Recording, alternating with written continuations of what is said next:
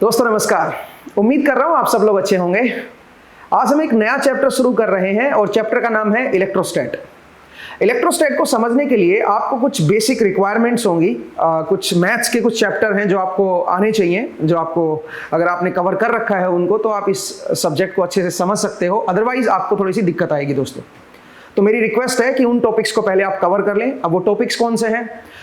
2-3 topic हैं जिनमें से डिफरेंशिएशन, इंटीग्रेशन, इनका आपको बेसिक लेवल की अंडरस्टैंडिंग होनी चाहिए, क्योंकि ये ज़्यादा हम डेप्थ लेवल में नहीं जाएंगे। इसमें बेसिक लेवल का अगर आपको डिफरेंशिएशन एंड इंटीग्रेशन आता है तो आप इसको समझ सकते हो। दूसरा, जो सबसे ज़्यादा जिस टॉपिक की रिक्वायरमेंट होगी वो है वेक्टर कैलकुलस। वेक्टर कैलकुलस को अच्छे से समझ लीजिएगा दोस्तों, क्योंकि जो जनरली जो 12th क्लास के स्टूडेंट होते हैं उनको cylindrical coordinate system, spherical coordinate system and del operator, ये जो 3-4 टॉपिक मैंने नाम लिए हैं, ये पढ़ाए नहीं जाते हैं आपके स्कूल कॉलेज में, इवन आपके कोचिंग में भी नहीं पढ़ाए जाते हैं। तो आप इनको जरूर अच्छे से तैयार कर लो। अब आप बोलोगे सर कहाँ से तैयार करें, तो उसके लिए मैंने नीचे डिस्क्रिप्शन में वीडियो का लिंक दिया हुआ है, क्योंकि ऑलरेडी मैं इनको कवर करा चुका हूँ। तो प्लेलिस्ट आपके साथ शेयर कर दी गई है।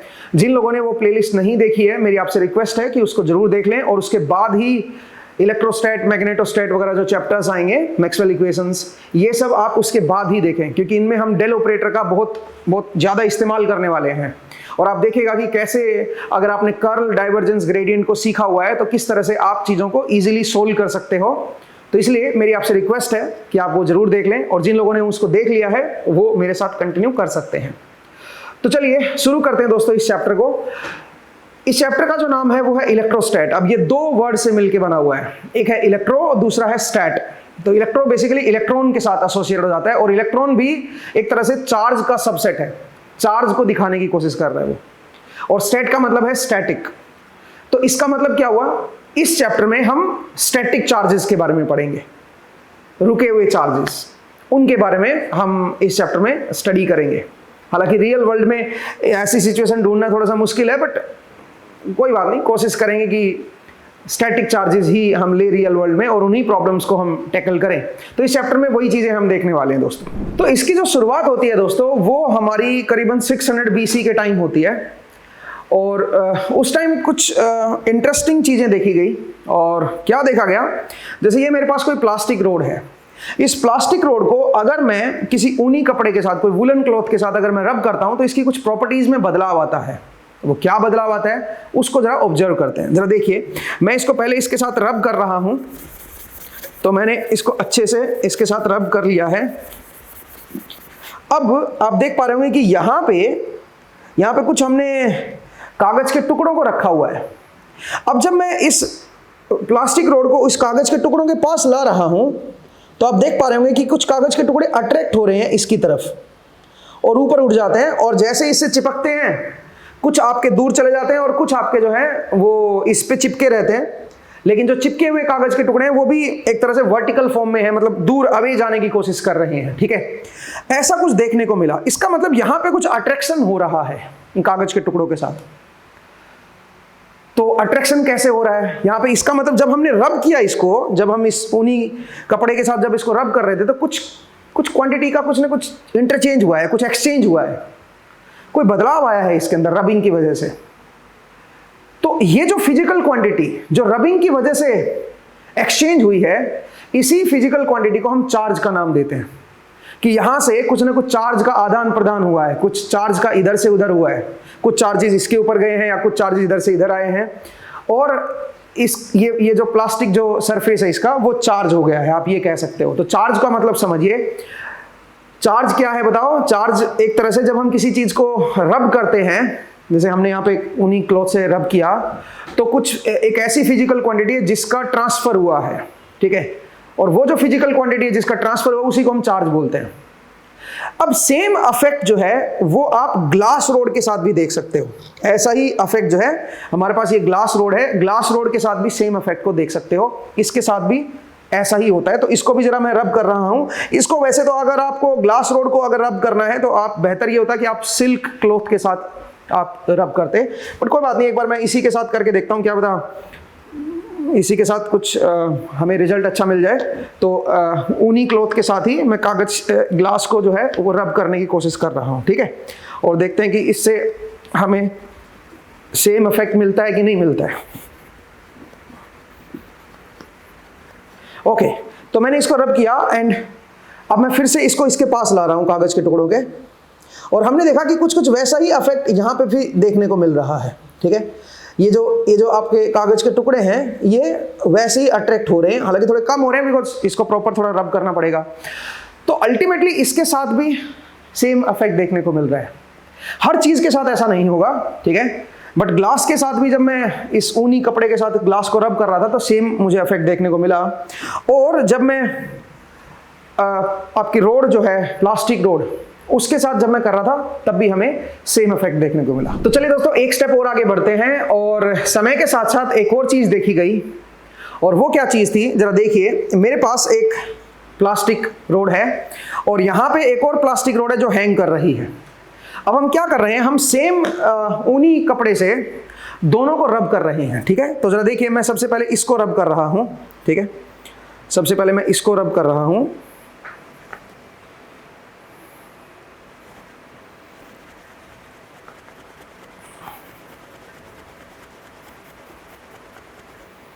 ओके, और अब मैं इसको जरा छोड़ दे रहा हूं सो दैट, और इसको थोड़ा रोकता हूं क्योंकि अदरवाइज ये रोटेट करेगा। ठीक है, हाँ जी, तो यहां पे मैंने इसको रब किया और इसको यहां पे छोड़ दिया। ऐसे ही मैं क्या कर रहा हूं, इसको भी रब कर रहा हूं।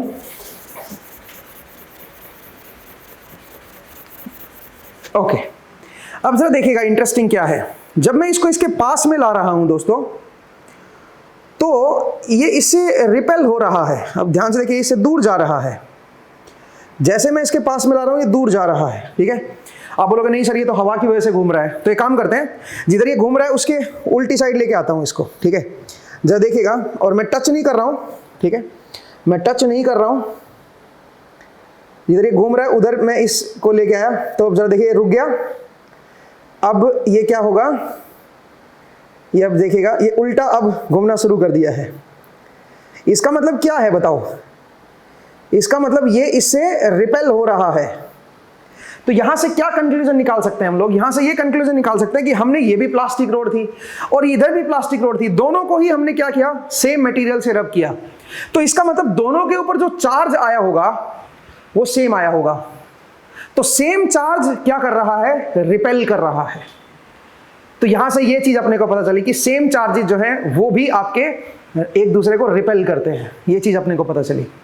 अब इसी प्रोसेस में अगर मान लीजिए मैं ग्लास रोड ले लूं और ग्लास रोड को भी मैं रब करूं और फिर से ग्लास रोड से देखो, अब मटेरियल को मैं चेंज कर रहा हूं। ठीक है, तो चलिए मैंने इस बार ग्लास रोड लिया है। ओके, अब जरा देखते हैं कि क्या होता है इसके साथ। अब मैं क्या कर रहा हूं, मैं इसको इधर इसके पास में ला रहा हूं और इंटरेस्टिंगली इस बार ये घूमना तेज शुरू कर देता है। ठीक है, आप जरा देखिएगा, ये उधर जा रहा है ना, ये ऐसे रोटेट कर रहा है, तो मैं इसके इस तरफ लेके आ रहा हूं, जरा देखिएगा, देखिएगा ये थोड़ा सा इनर्शिया में है तो हमें भी मुझे इधर लाना पड़ेगा। ओके, ये इसके बिल्कुल मैं टच नहीं कर रहा हूं। अब जरा देखिएगा क्या हो रहा है, ये रुक गया, इनर्शिया इसका खत्म हुआ। अब देखो, अब ये ग्लास रोड की तरफ क्या हो रहा है दोस्तों, ये अट्रैक्ट हो रहा है ग्लास रोड की तरफ, अब ग्लास रोड की तरफ आ रहा है। पिछली बार क्या था, पिछली बार जो प्लास्टिक रोड थी उससे दूर जा रहा था, इस बार ग्लास रोड के की तरफ आ रहा है। देखो उसकी तरफ अट्रैक्ट हो रहा है, ग्लास रोड की तरफ। इसका मतलब क्या समझे, इसका मतलब ग्लास रोड पे भी रब करने से चार्ज आया होगा और इसके ऊपर भी कुछ ना कुछ चार्ज है। यहां से एक बात श्योर हो गई है कि ग्लास रोड के ऊपर जो है चार्ज वो आपका ऑपोजिट है। जो पहले इसके साथ इसके पास जो चार्ज था उससे ऑपोजिट चार्ज इसके ऊपर आया, तभी तो ये अट्रैक्ट कर रहा है। क्योंकि पिछली बार जब दोनों प्लास्टिक रोड थे तो सेम चार्ज थे और ये रिपेल हो रहा था इससे। जब मैं इसको पास लेके आ रहा था रोड से दूर जा रही थी वो रबड़ वाली रोड, प्लास्टिक वाली रोड जो ये वाली रोड है। और जब मैं ग्लास रोड को यहां पे ला रहा हूं तो ग्लास रोड की तरफ आ रही है, इसका मतलब ग्लास रोड पे ऑपोजिट चार्ज आता है। तो अब यहां पे आप ये मान सकते हो कि चलो ग्लास रोड पे मैं चार्ज को पॉजिटिव बोल दूं तो प्लास्टिक रोड पे जो चार्ज आएगा वो नेगेटिव आएगा। ठीक है, मुझे उम्मीद है आपको ये दोनों एक्सपेरिमेंट समझ आए। अब एक स्टेप और आगे फर्दर चलते हैं। तो दोस्तों अब एक स्टेप और आगे चलते हैं। हमने देखा कि जो ऑपोजिट चार्जेस हैं वो अट्रैक्ट करते हैं और सेम चार्जेस जो है वो रिपेल करते हैं। लेकिन कुछ समय के बाद ऐसा भी देखा गया कि अगर कोई चार्ज्ड बॉडी है, उसको अगर मैं अनचार्ज्ड बॉडी के पास लेके आऊं तो जरा देखते हैं क्या होता है। तो अब यहां पे आप देख सकते हो कि मेरे पास एक तरह से कोई मेटालिक, ये एक न्यूट्रल बॉडी है, ठीक है। मेरे पास ये न्यूट्रल बॉडी है और ये मेटालिक है, इसका मतलब कंडक्टर बॉडी है, ठीक है। और ये न्यूट्रल है, इसके ऊपर नेट चार्ज 0 है। और यहां पे मेरे पास एक अगेन प्लास्टिक रोड है, इसको मैं रब कर रहा हूं, ठीक है। इसको मैंने रब किया और मैं जरा इसको कनेक्ट, इसको नजदीक लेके आऊंगा आप जरा, ठीक है। तो जरा देखिएगा क्या होगा। ओके, अब जरा देखिएगा, ये चार्ज हो चुका है और ये नेगेटिवली चार्ज हुआ है।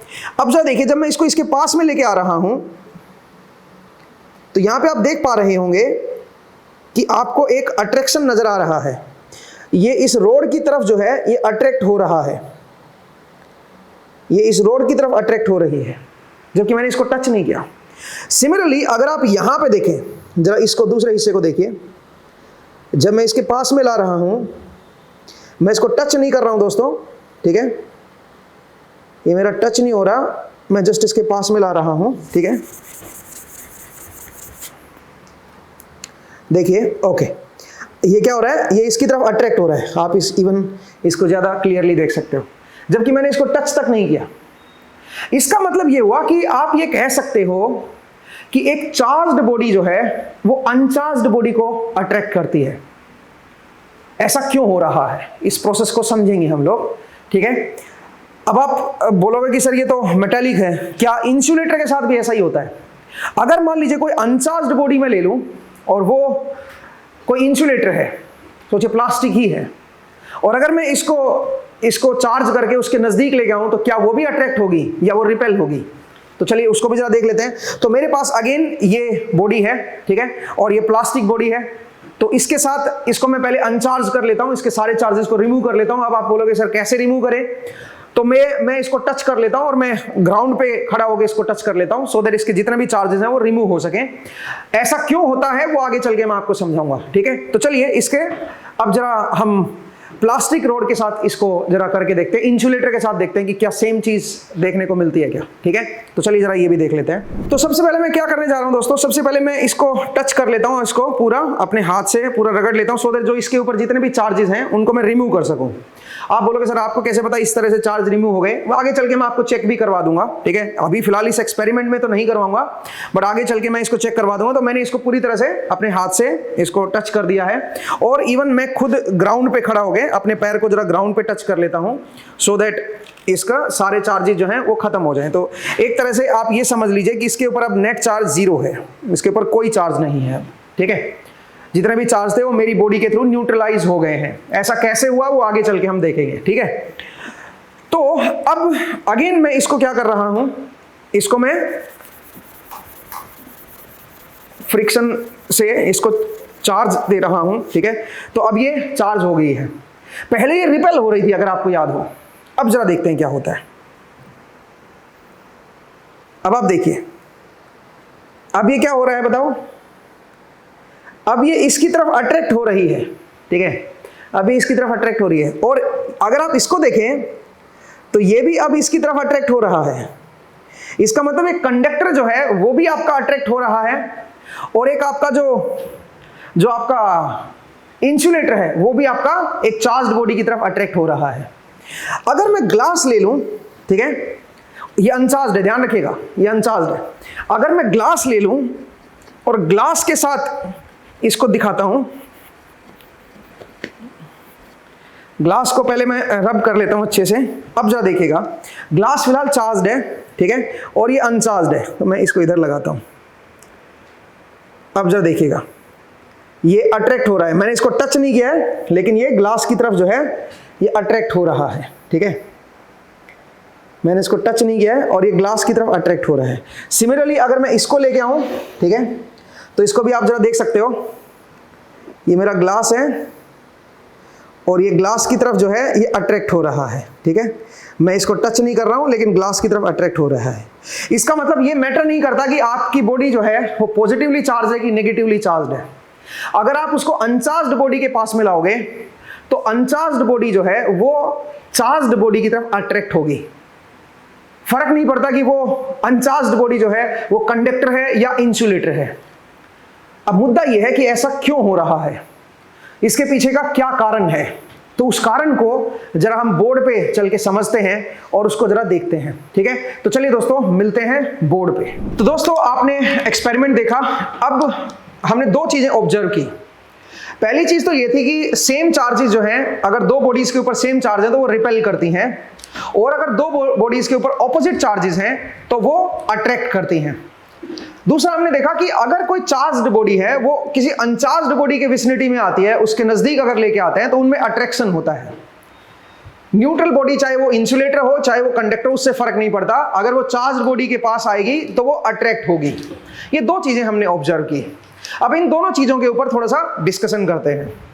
अगर मैं कोई बॉडी ऐसी ले लूं जिसका साइज नेग्लिजिबल है और उसके ऊपर मान लीजिए कोई चार्ज आ गया है, तो उसको हम बोलते हैं पॉइंट चार्ज। पॉइंट चार्ज का क्या मतलब है, एक पॉइंट के ऊपर हमने चार्ज को दिखा दिया है, मतलब जिस बॉडी के ऊपर चार्ज आया है, मान लो कि वो बॉडी जो है वो नेग्लिजिबल साइज की है, ठीक है, तो उसके ऊपर कोई चार्ज आ गया है जिसको हम बोलेंगे पॉइंट चार्ज। तो मान लीजिए ये मेरे पास Q1 चार्ज है और मैं इसको पॉजिटिव मान रहा हूं, और एक और बॉडी है जिसके ऊपर, जिसका साइज भी अगेन मैं नेग्लिजिबल मान लेता हूं, और उसके ऊपर मान लीजिए Q2 चार्ज है और वो मान लीजिए माइनस नेगेटिव चार्ज है।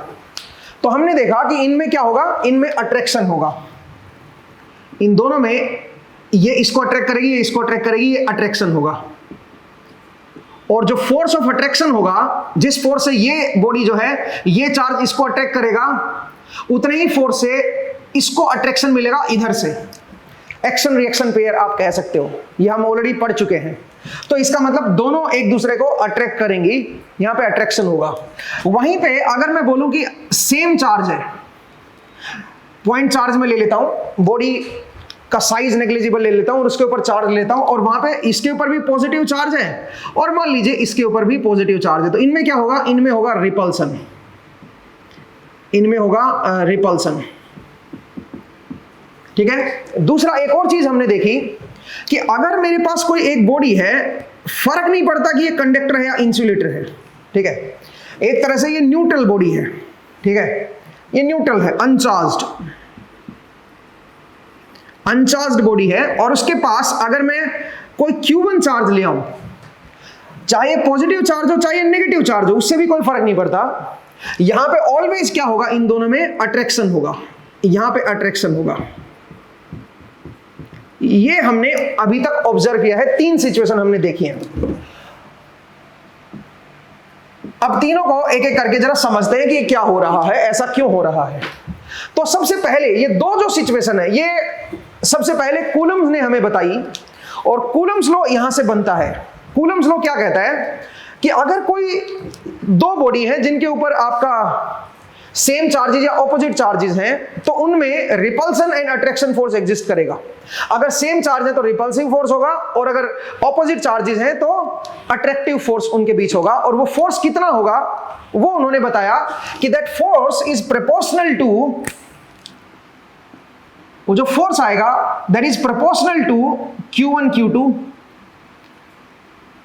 Q2, इन दोनों का प्रोडक्ट के प्रोपोर्शनल होगा, ठीक है, एंड इनवर्सली प्रोपोर्शनल होगा उनके बीच में जो डिस्टेंस है R, उसके स्क्वायर के, ठीक है, इसके स्क्वायर के इनवर्सली प्रोपोर्शनल होगा। इनके बीच की डिस्टेंस मान लीजिए R है, तो इसके बीच की डिस्टेंस के स्क्वायर के इनवर्सली प्रोपोर्शनल होगा। तो अगर मान लीजिए मैं यहां पे इन दोनों को इकट्ठा कर दूं, तो आप ये कह सकते हैं this is proportional to Q1 Q2 divide by R square.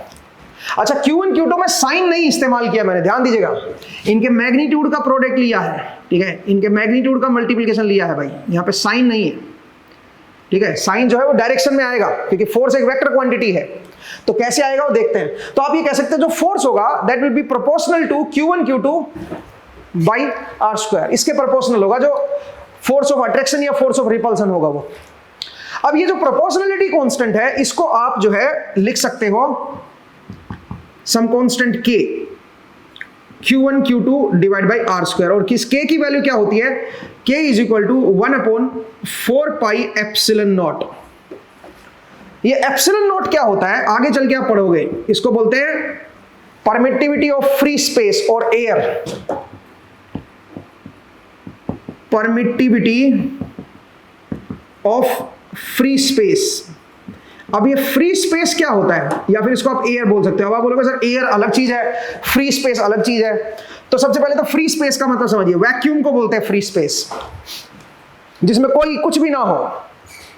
तो उस मीडियम की जो परमिटिविटी होती है उसको एप्सिलॉन नॉट से बोला जाता है, और इसी को हम एयर भी बोल रहे हैं। तो एयर में तो फ्री स्पेस नहीं होता, एयर तो फ्री स्पेस नहीं है भाई, एयर के अंदर तो बहुत सारी गैसेज होती हैं। तो ये देखा गया कि फ्री स्पेस की जो परमिटिविटी होती है, जो वैक्यूम के अंदर जो परमिटिविटी ऑफ मीडियम होती है, ऑलमोस्ट उतनी ही परमिटिविटी एयर की भी होती है। इसलिए यहां पे मैंने स्लैश करके एयर लिखा है। और इसकी वैल्यू क्या होती है, इसकी वैल्यू होती है 8.85 इंटू 10⁻⁻12। ठीक है, ये इसकी वैल्यू होती है दोस्तों, परमिटिविटी ऑफ फ्री स्पेस, या फिर कह सकते हो परमिटिविटी ऑफ एयर। एयर की परमिटिविटी जो है वो ये होती है। अब आप बोलोगे सर ये परमिटिविटी का एक्चुअल मीनिंग क्या है, वो आगे चल के हम देखेंगे भाई। ठीक है, इसका हम आगे चल के हम लोग इसका जरा देखेंगे। तो ये है k = 1/4 पाई एप्सिलॉन नॉट। तो अगर मैं इसकी वैल्यू कैलकुलेट करूं दोस्तों, तो बनेगी 9 इंटू रफली 9 इंटू 10⁻⁹। इसके k की वैल्यू ये आ जाएगी आपके पास। ठीक है, k की वैल्यू इतनी हमें देखने को मिलेगी। अब इसकी यूनिट्स जो हैं वो आप खुद सोचिए कि इनकी क्या यूनिट्स आएंगी, आगे चल के उनको भी डिस्कस करेंगे। जब कैपेसिटेंस वगैरह पढ़ चुके होंगे तब हम इसको थोड़ा सा देखेंगे। ठीक है, तो मैंने आपको बताया कि जो फोर्स का जो मैग्नीट्यूड होगा वो इस तरह से आप कैलकुलेट कर सकते हो। यहाँ पे फोर्स मैंने डायरेक्शन नहीं लगाई है, यहाँ पे मैग्नीट्यूड रखा है। ठीक है, तो फोर्स का जो मैग्नीट्यूड आएगा, चाहे वो अट्रैक्शन हो चाहे वो रिपल्सन हो, वो डिपेंड करेगा Q1 Q2 के प्रोडक्ट पे, और इनका मैग्नीट्यूड इस्तेमाल करना है, ध्यान दीजिएगा भाई। ठीक है, इनके मैग्नीट्यूड के प्रोडक्ट आप ये कह सकते हो उसके प्रोपोर्शनल होगा, इनवर्सली प्रोपोर्शनल होगा R² के। और K क्या है, प्रोपोर्शनैलिटी कांस्टेंट है। लेकिन ये तो सिर्फ मैग्नीट्यूड बताया है मैंने फोर्स का, इसके पास अपनी एक डायरेक्शन भी होगी। तो डायरेक्शन किधर होगी वो बड़ा इंपॉर्टेंट है भाई। डायरेक्शन कौन डिसाइड करेगा, इनकी पोलैरिटी कैसी है, पॉजिटिव पॉजिटिव है कि नेगेटिव पॉजिटिव है, मतलब सेम चार्ज है कि ऑपोजिट चार्ज है। ये इसकी डायरेक्शन के बारे में बताएंगे, फोर्स की डायरेक्शन के बारे में बताएंगे। कैसे, जरा देखिए। अगर मैं बोलूं कि एक पॉजिटिव चार्ज है और एक आपका नेगेटिव चार्ज है, एक पॉइंट चार्ज यहां पे रखा हुआ है, एक पॉइंट चार्ज यहां पे रखा हुआ है। ठीक है, अब जरा देखिए, तो ये क्या करेगा, ये इसको अट्रैक्ट करेगा। इसका मतलब इधर की तरफ फोर्स होगा, यहां पे जो फोर्स लगेगा, फोर्स ऑन 1 ड्यू टू 2, वो आपका इस डायरेक्शन में लगेगा, और फोर्स ऑन 2 ड्यू टू 1 जो है वो इस तरफ लगेगा। इसका मतलब ये जो माइनस साइन है, ये साइन फोर्स को लिखते टाइम नहीं लगाएंगे। इस माइनस का सिग्निफिकेंस सिर्फ डायरेक्शन में होगा, बाकी कहीं माइनस का साइन हमें यूज नहीं करना है, ध्यान रखिएगा। तो अब अगर मैं प्रॉपर इसकी डायरेक्शन के साथ लिखूं, क्योंकि ये तो सिर्फ आपके पास मैग्नीट्यूड आया है, ये ध्यान देना भाई, ये आपके पास मैग्नीट्यूड आया है। ठीक है, और इसमें इनका मैग्नीट्यूड है Q1 Q2 का। ठीक है, Q1 Q2 का मैग्नीट्यूड है, आप ये समझ जाओ। ठीक है भाई, तो इसको दिल पे ना ले भाई, हमेशा मैग्नीट्यूड का इस्तेमाल करेंगे। जो साइन है Q2 का, नेगेटिव अगर साइन है तो उससे कोई फर्क नहीं पड़ेगा, वो डायरेक्शन में आ जाएगा। कैसे आएगा डायरेक्शन में, अगर मैं आपसे बोलूं कि फोर्स ऑन 1 ड्यू टू 2 अगर मुझे निकालना है, F12, और इसमें मैं डायरेक्शन भी ले रहा हूं, ये क्या है बताओ, ये है force on Q1 due to Q2 on 1 due to 2। 1 पे जो फोर्स है वो 2 की वजह से कितना लगा है, तो वो क्या होगा दोस्तों, वो होगा आपका K Q1 का मैग्नीट्यूड इंटू Q2 का मैग्नीट्यूड डिवाइड बाई R², और यहां पे डायरेक्शन और आएगी। अब डायरेक्शन कैसे लिखेंगे बताओ जरा भाई। Q1 तो ये है भाई, यहां पे Q2 की वजह से जो फोर्स है उसकी डायरेक्शन इधर होनी चाहिए। तो मैग्नीट्यूड इनके बीच के जो है, इनके बीच का जो डिस्टेंस है वो R है, तो उसका आपने स्क्वायर कर दिया यहां पे डायरेक्शन। अब डायरेक्शन जो है वो ये डायरेक्शन में है, इस डायरेक्शन में। तो इस डायरेक्शन को आप क्या बोलोगे बताओ जरा। इसको आप कुछ भी बोल सकते हो, इस डायरेक्शन को जो है, डायरेक्शन माने यूनिट वेक्टर, तो इसको आप क्या बोल सकते हो, R12 बोल सकते हो भाई। कुछ बुक्स में R21 भी लिखा होता है ये। ठीक है, तो मैं ये जो डायरेक्शन है इसको मैं R12 बोल रहा हूं, R12 कैप का मतलब ये डायरेक्शन है। ठीक है, ये मैंने इसलिए किया सो दैट ये सबस्क्रिप्ट जो है वो आपके मैच हो जाए। हालांकि कुछ बुक्स में क्या होता है, कुछ बुक्स में यहाँ पे 2-1 लिखा होता है, तो 2 इस डायरेक्शन को वो लोग 2-1 ले लेते हैं। तो अगर आप इस डायरेक्शन को 2-1 ले लोगे तो यहाँ पे 2-1 लिखोगे भाई, तो आपके अंडरस्टैंडिंग पे डिपेंड कर रहा है, नहीं इससे कोई फर्क नहीं पड़ेगा, ठीक है। तो ये डायरेक्शन जो है वो R12 ले लेता हूं मैं, तो वो डायरेक्शन मुझे यहां पे साथ में लिखनी है, तो ये मेरे क्या आ जाएगा, फोर्स ऑन 1 ड्यू टू 2 आ जाएगा, ठीक है। ये इसमें डायरेक्शन भी आ गई है। तो ध्यान दीजिएगा माइनस साइन कहीं नहीं आया, वो डायरेक्शन में कंपनसेट हो गया है, ठीक है। ये चीज ध्यान दीजिएगा। ये जो फोर्स आएगा ये अट्रैक्टिव फोर्स होगा, बिकॉज ऑपोजिट साइन है इनके, ठीक है। ऐसे ही आप क्या करोगे, आप बोलोगे फोर्स ऑन 2 ड्यू टू 1, 2 पे जो फोर्स लगेगा 1 की वजह से, तो वो इसी के बराबर होगा, फोर्स ऑन 1 ड्यू टू 2 के बराबर ही होगा, बट डायरेक्शन उल्टी हो जाएगी। इसका मतलब इसके ऊपर जो फोर्स लगेगा वो इस डायरेक्शन में लगेगा, तो सब कुछ ही सेम आएगा, ठीक है, सारा सब कुछ सेम आएगा, बस यहां पे 1 2 की बजाय 2 1 हो जाएगा। ये जो डायरेक्शन है ये क्या बन जाएगी, R21 कैप बन जाएगी। तो R21 कैप R12 का ऑपोजिट है, तो अगर आप RF ऑफ 21 को लिखोगे तो बन जाएगा K Q1 magnitude Q2 magnitude divide by R square, और यहां पे क्या आ जाएगा R21 कैप। इस तरह से जो है आप F21 को लिख सकते हो। अब आप बोलोगे सर इसका मतलब ये तो माइनस ऑफ दिस है, हाँ, क्योंकि R21 जो है वो माइनस ऑफ R12 है, तो इसकी जगह पे आप क्या लिख सकते हो, इसकी जगह पे माइनस ऑफ R12 लिख सकते हो, और उस माइनस को जो है बाहर ले लो, तो इसी का नेगेटिव नहीं आ जाएगा वो, सही है भाई। तो आप ये ध्यान दीजिएगा। तो एक तरह से आप ये कह सकते हो, इसके ऊपर जो इसका फोर्स होगा वो इधर होगा, और इसके ऊपर जो इसकी वजह से जो फोर्स लगेगा वो इधर लगेगा, इक्वल एंड ऑपोजिट। तो एक तरह से एक्शन रिएक्शन पेयर हो गए, ठीक है, ये एक्शन रिएक्शन पेयर हो गए, force on 1 due to 2 and force on 2 due to 1, तो दोनों अलग अलग बॉडीज के ऊपर हैं, तो एक्शन रिएक्शन पेयर आप इसको बोल सकते हो, ठीक है। वहीं पे अगर सेम चार्ज होता तो फिर, अगर सेम चार्ज होता तो क्या होता, सेम चार्ज के केस में दोस्तों, उस केस में जैसे मान लीजिए ये भी पॉजिटिव होता और ये भी पॉजिटिव होता, दोनों ही पॉजिटिव होते हैं। चलिए मैं यहां पे लगा लेता हूं, ये है मेरा Q1, ठीक है, और यहां पे है मान लीजिए मेरा Q2, और दोनों ही पॉजिटिव हैं। तो इसके ऊपर जो फोर्स लगेगा वो इस तरफ लगेगा, रिपेल करेगा दोस्तों, और इसके ऊपर जो फोर्स लगेगा वो इस तरफ लगेगा। ये बनेगा force on 1 due to 2 and ये बनेगा फोर्स ऑन 2 ड्यू टू 1, ठीक है भाई। अब इसको लिखोगे कैसे, यहां पे, और इनके बीच की जो डिस्टेंस है वो R है भाई, ये ध्यान देना भाई, इनके बीच की जो डिस्टेंस है वो मान लीजिए मेरी R है। तो अगर मैं फोर्स ऑन 1 ड्यू टू 2 को लिखूंगा तो क्या लिखूंगा बताओ जरा, K Q1 का मैग्नीट्यूड Q2 का magnitude divide by R square, और ये जो डायरेक्शन है ये कौन सी डायरेक्शन है, इसको कुछ भी बोल दो आप बोलोगे सर R12 आप नहीं, ये तो पिछला केस था ना यार, इस नए केस में ये जो डायरेक्शन आएगी इसको आप कुछ भी बोलो, इसको N कैप बोलो, P कैप बोलो, R12 बोलो, R21 बोलो, जो मर्जी आप बोलो। इस डायरेक्शन को अगर मान लीजिए आप D कैप बोल रहे हो तो यहां पे D कैप लिख दो, मर्जी है, उससे क्या लेना देना, ये तो नोटेशन है भाई, ठीक है। डायरेक्शन आपको निकालनी आती है, वेक्टर में आपने पढ़ा होगा डायरेक्शन कैसे कैलकुलेट करते हैं, ठीक है। तो इस तरह से आप इस फोर्स को कैलकुलेट कर सकते हो दोस्तों, ठीक है।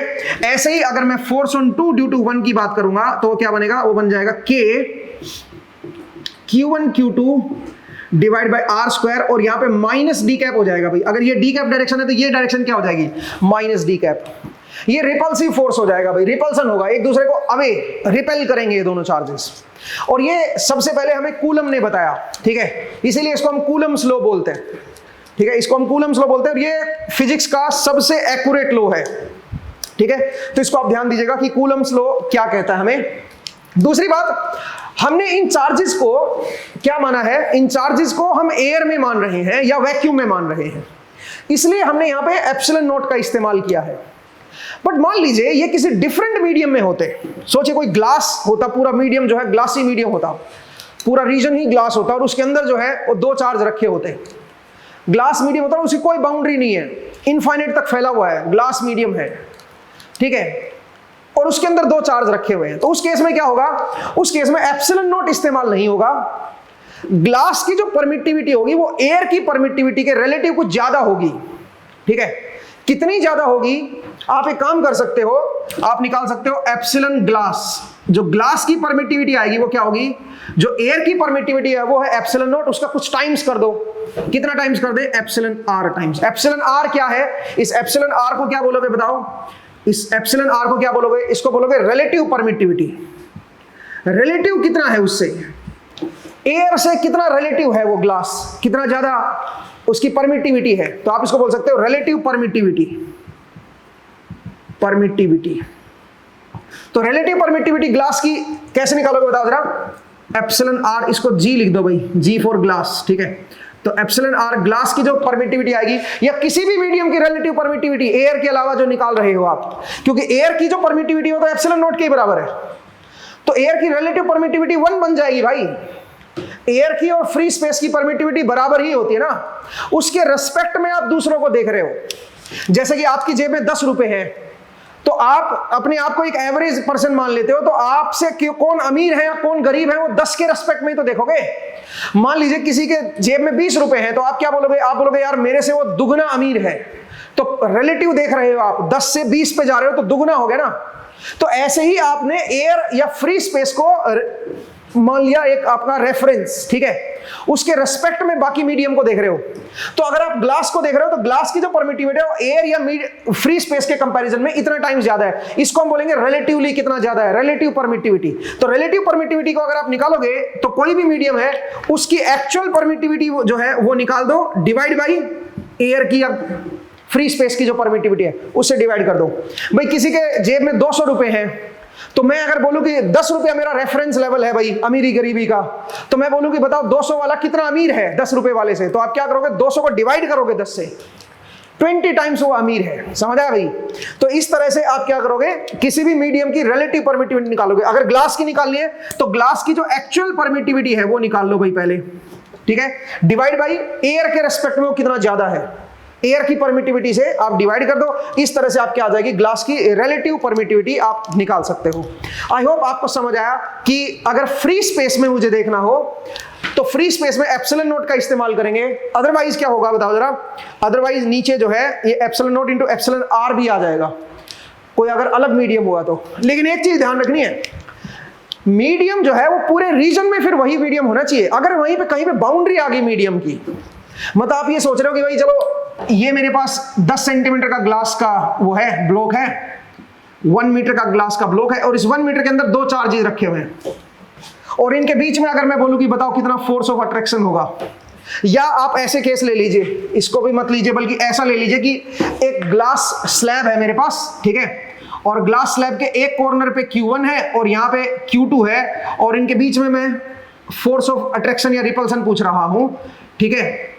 ये ग्लास स्लैब बीच में डाल दिया हमने, तो इस केस में आप ये नहीं लगाओगे भाई permit epsilon naught epsilon r नहीं लिखोगे ग्लास की परमिट, क्योंकि पूरे रीजन में ग्लास नहीं है ना, नहीं समझे? इधर तो एयर है, इधर भी एयर है, बीच में है सिर्फ ग्लास।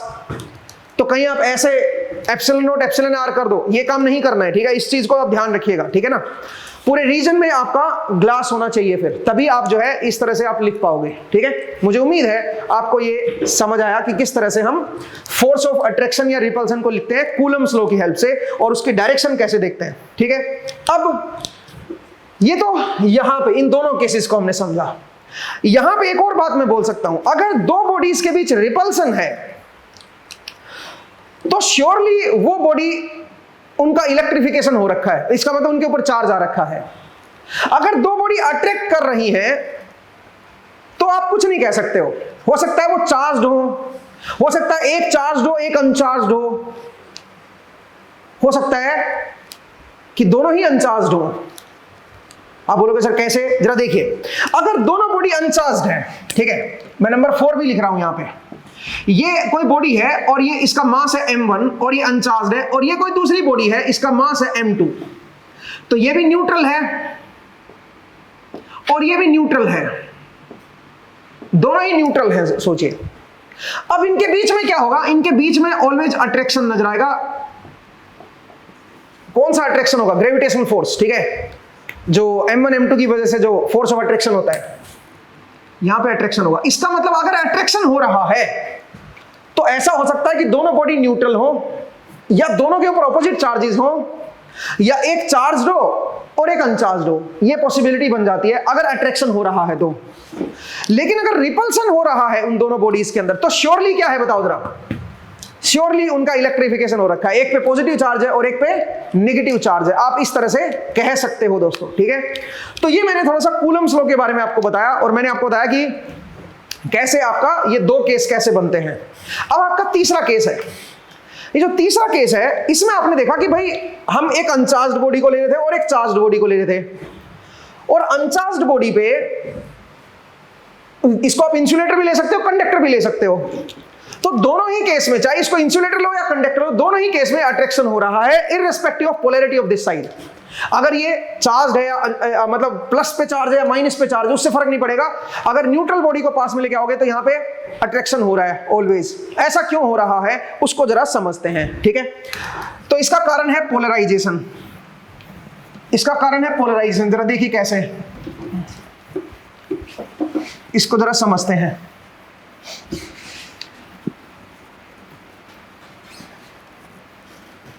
जरा देखिए दोस्तों,